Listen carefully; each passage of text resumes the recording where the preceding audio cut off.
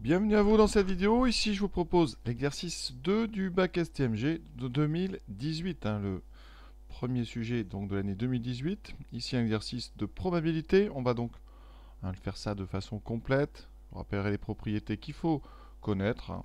Vraiment, il y a un petit peu de tout ce qu'il faut savoir là sur les probas et les probas conditionnels. Donc, on va commencer par lire le sujet, de bien souligner au marqueur tout ce qui est important. Donc on est parti, surtout on ne néglige pas la lecture du texte, c'est toujours le plus important. Alors tout d'abord on remarque qu'il y a un arbre, donc c'est pas l'arbre est déjà fait, vous aurez à le remplir. Une agence de voyage a effectué un sondage auprès de ses clients pendant la période estivale, et vous avez ensuite beaucoup de chiffres, beaucoup de données. Le sondage est donc effectué sur l'ensemble des clients. Alors, donc 38% des clients voyagent en France, ça c'est important, tous ces nombres-là. 80%, 83% des clients voyageant en France sont satisfaits. Alors là, c'est une phrase, attention, plus compliquée parce que on parle ici des clients qui voyagent en France et à l'intérieur de ces clients, on va regarder ceux qui sont satisfaits.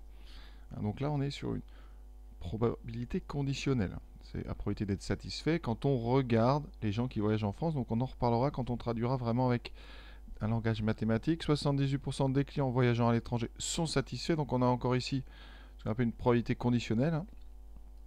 C'est-à-dire qu'on regarde les gens satisfaits parmi un ensemble plus restreint, ceux qui voyagent à l'étranger.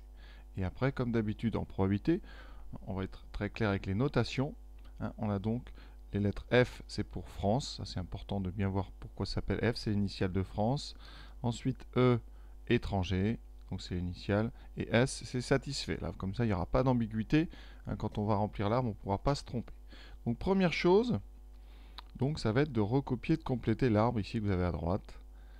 Alors, on va prendre phrase par phrase, essayer de voir quel est le nom de la probabilité qui est derrière cette phrase et de la mettre au bon endroit dans l'arbre. Première traduction, 38% des clients voyageant en France. Alors ça, on vous parle de quoi? Et bien donc, ça veut dire que si vous choisissez quelqu'un au hasard, vous avez 38% de chance, donc une probabilité de 38% que ce client voyage en France. Et ça, c'est clair, c'est l'événement F. Donc là, on est en train de vous dire que la probabilité de l'événement F est égale à 38%. Alors 38%, en général, on ne marque pas ça dans les arbres, on va marquer donc 38 sur 100, qu'on va simplifier encore de façon plus claire, 0,38.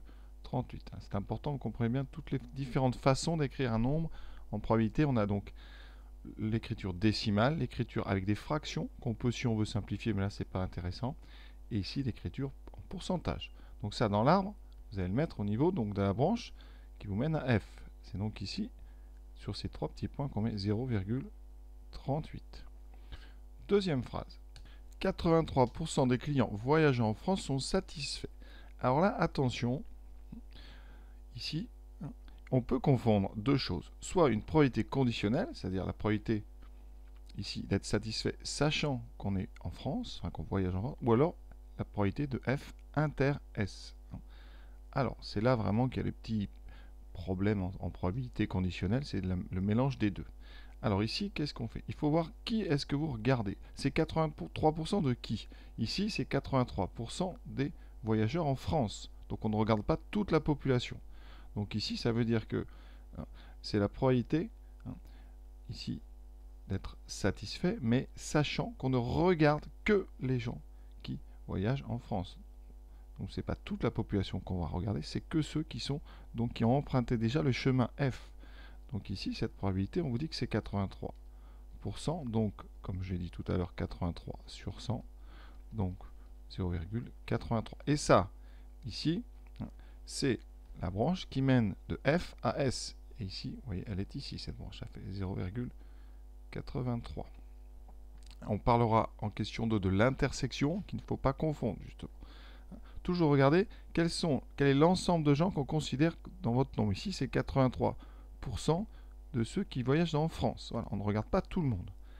D'ailleurs, la phrase d'après, c'est un peu la même chose avec les voyageurs à l'étranger. Vous voyez, ici, on vous dit 78% des clients voyageant à l'étranger sont satisfaits, donc on ne regarde pas tout le monde.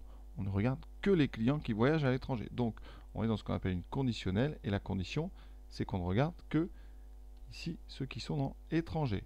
Et là, on regarde la probabilité d'être satisfait à cette condition-là.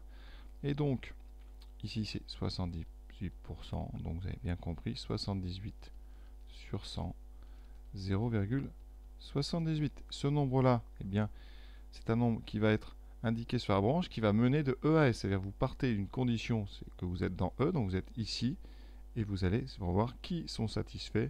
C'est donc 0,78%. Alors après, comment compléter la suite de l'arbre? Eh bien, on complète tout par soustraction. Parce que vous devez savoir, par exemple, que quand ici, vous avez deux branches et que la première, c'est 0,38, vous devez couvrir 100% des cas. Donc si j'ai 0,38 ici, ça veut dire si j'ai 38% vers le haut, je dois avoir ici le reste vers le bas. Donc là, eh bien, soit vous faites avec des pourcentages, soit avec des nombres, mais ici, vous allez faire 1 moins 0,38. 1 moins 0,38, alors la calculatrice le fera pour vous, ça fait 0,62. Ceux qui n'arrivent pas à faire des soustractions avec des décimaux, vous pouvez faire donc 100% moins 38%, il vous restera 62. Vous voyez, donc ici, en fait, on fait le complémentaire à 1. Donc ici on a 0,38, on a forcément 0,62. Et on va faire exactement la même chose pour les deux autres données qui nous manquent. Ici, on a 0,83. Donc 0,83 pour aller à 1, il vous manque 0,17. Donc là, ça veut dire qu'ici, plus clairement, regardez, si on a 83% ici qui sont satisfaits, eh bien vous aurez 17% qui ne sont pas satisfaits. Et 17%, c'est une écriture de 0,17. Pour 0,78, c'est pareil. Si 78% sont satisfaits, eh bien il vous en reste 22% qui ne sont pas satisfaits. Donc ici, on va écrire 0,22.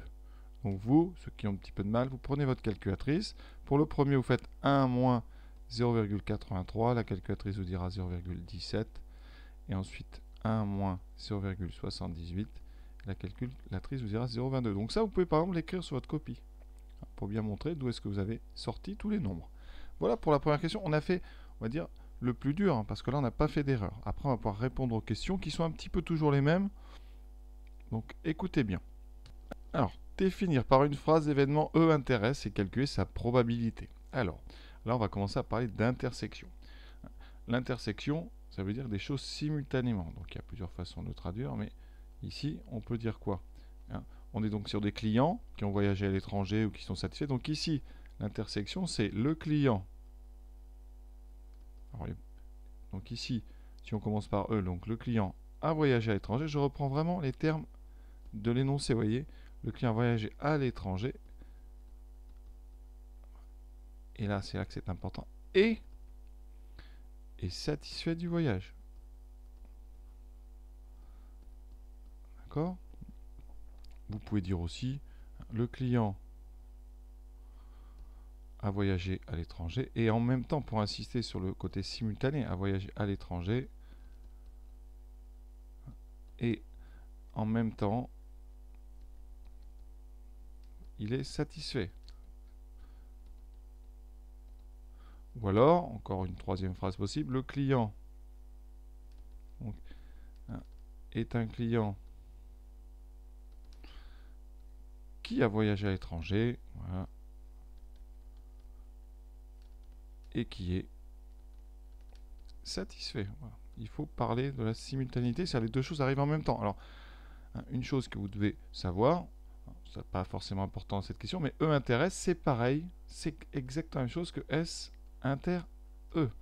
D'accord? Donc vous pouvez formuler la phrase en disant le client est satisfait et a voyagé à l'étranger. Voilà. Ça ne change rien. En français, ça signifie la même chose parce que, c'est important, c'est cette simultanéité des choses. Les deux choses doivent arriver en même temps. Voilà. Donc, quand on fait ça, on regarde tous les clients, l'ensemble total des clients, et on regarde parmi ceux-là, ceux qui sont des gens à l'étranger et en même temps qui sont satisfaits.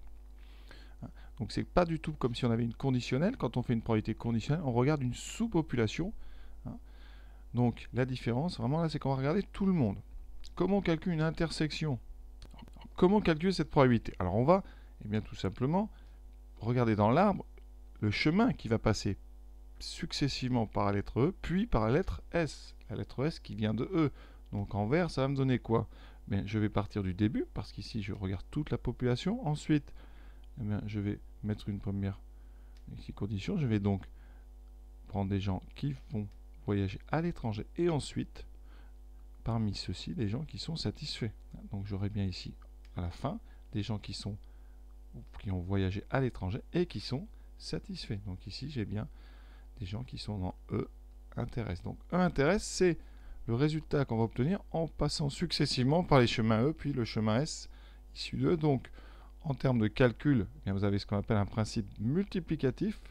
La probabilité d'une intersection, c'est une multiplication entre la probabilité de E, donc ici 0,62, la deuxième probabilité que vous rencontrez, celle de E, de S venant de E, c'est-à-dire le 0,78. Alors, sur une calculatrice, donc après vous tapez ça, vous aurez le résultat. Voilà, donc à la calculatrice, voyons, on trouve 0,4836. Donc je vais le noter tout de suite. 0,4836. Ceux qui aiment les pourcentages, ça fait 48,36%. Un peu moins de la moitié. Alors, j'ai toujours du mal à faire rédiger mes élèves, mais on pourrait très bien ici donner une formule. Ça veut dire que là, la probabilité de E intéresse, en termes de formule, c'est la probabilité de E multipliée par la probabilité ici qu'on rencontre en deuxième, le 0,78, qui n'est autre que la probabilité de S, mais sachant qu'on était dans la catégorie des gens qui sont à l'étranger. Voilà. Mais ça, hein, vous ne le mettrez pas sur votre copie, je sais bien. Donc, pensez bien à ce principe multiplicatif, hein, et pensez bien que quand on parcourt comme ça un arbre, eh bien, le résultat qu'on obtient à la fin, c'est le résultat d'une intersection. D'accord? Ça, c'est vraiment capital. Troisième question. On vous demande maintenant la probabilité de l'événement S. Alors, pourquoi est-ce que c'est un petit peu plus difficile? D'abord, on regarde l'arbre. La probabilité de S dans l'arbre, si vous regardez bien, des S en sortie, là, à la fin, vous en avez deux. Vous avez un S ici et un S ici. Alors, ce ne sont pas les mêmes, même si c'est la même lettre. Celui du haut, c'est un S qui vient de F, et celui du bas, c'est un S qui vient de E. Donc, vous avez bien compris que la population des gens satisfaits, elle est découpée en deux. Dans les gens satisfaits, alors si je devais faire ici une sorte d'ensemble, une patate qui contienne tous les gens qui sont satisfaits, vous auriez deux catégories. La catégorie des satisfaits et qui sont en voyage en France, et satisfaits et qui ont voyagé à l'étranger. D'accord? Quand on fait cette petite séparation en deux, on dit qu'on utilise la formule des probabilités totales. Probabilité totale. C'est-à-dire qu'on découpe S en deux sous-événements.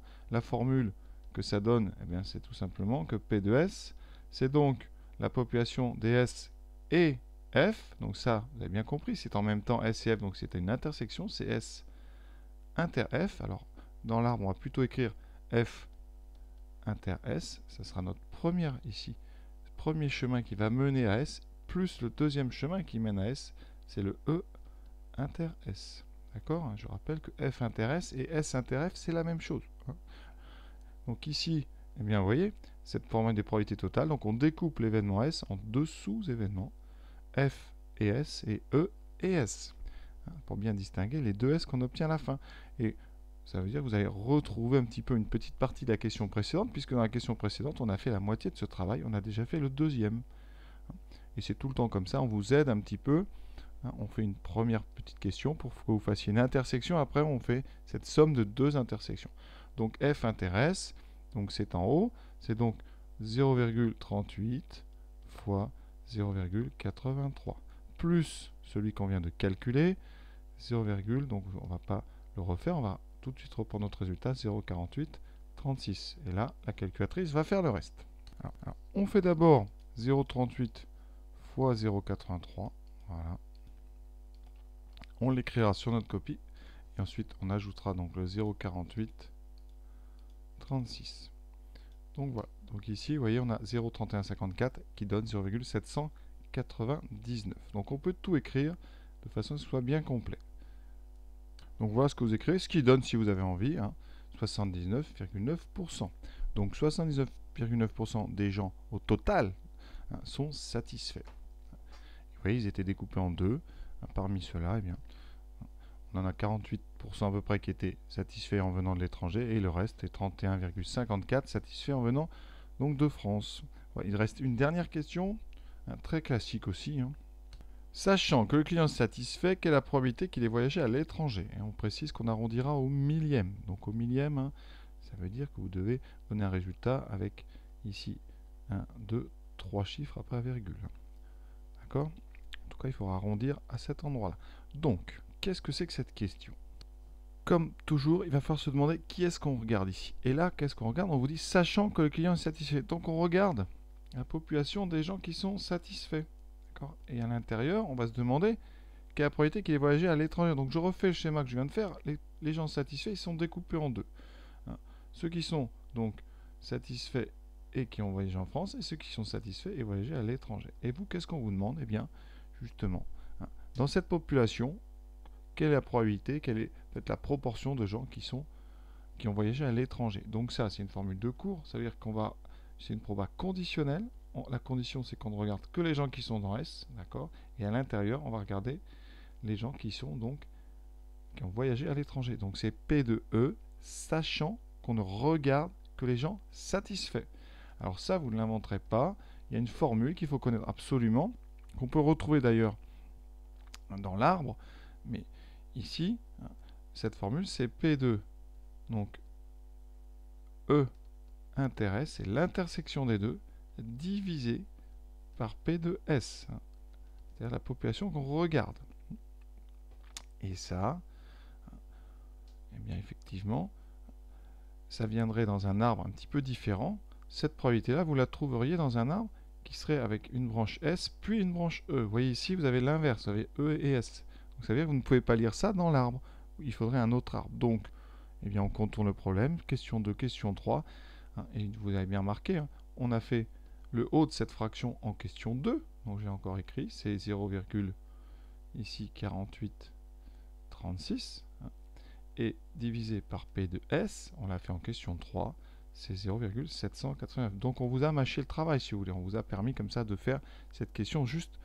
C'est juste pour vérifier si vous connaissez la formule des probabilités conditionnelles. Donc P de E intéresse sur P de S. Vous voyez, on trouve 0,60525 65 72. On vous demande d'arrondir au millième. Donc j'ai dit tout à l'heure, on va arrondir à la troisième ici. Donc là, on a 605, puis après on a un 2, donc on va arrondir à 0,605. Pour ceux qui sont complètement perdus, s'il y a marqué millième, vous pouvez, petite astuce, vous pouvez multiplier par 1000 si vous voulez. Pas par 1001, par 1000. Voilà, parce que c'est au millième, vous multipliez par 1000. Et là, eh bien, vous prenez le nombre entier qui est là en l'arrondissant si vraiment il faut. Donc là, c'est 605,25, donc ça sera, on va garder 605. Donc là, ça ferait donc à peu près, parce que là on arrondit, c'est pour ça qu'on vous dit d'arrondir au millième, à peu près 0,605, ce qui correspond à peu près à 60,5%. Voilà, l'exercice est terminé, vraiment exercice très classique, idéal pour réviser les probas pour votre bac. Donc j'espère que j'ai expliqué ça de façon claire. En tout cas, je vous souhaite bonne continuation dans votre travail. À bientôt.